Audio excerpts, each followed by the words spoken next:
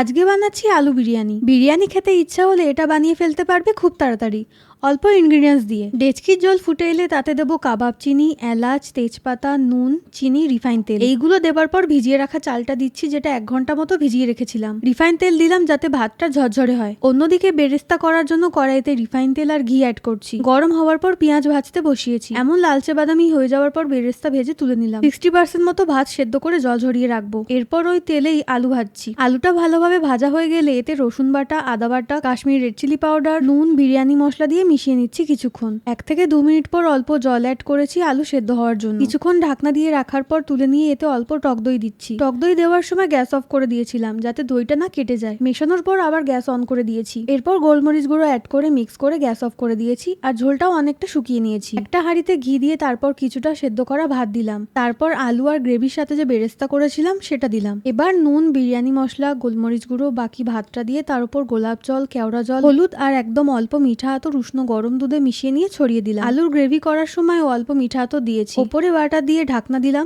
চারিপাশে আটা মেখে আটকে দিয়েছি যাতে হাওয়াটা বেরিয়ে না যায়। একটা জায়গাতে জল ফুটতে বসিয়ে দিয়ে তার উপরে হাঁড়িটা বসালাম। জোর আঁচেই রাখছি। 30 থেকে 35 মিনিট এমন রাখার পর গ্যাস অফ করে দিয়ে আরো 20 মিনিট এমনি রেখে দিয়েছিলাম ঢাকনা না খুলে। আলু বিরিয়ানি তৈরি।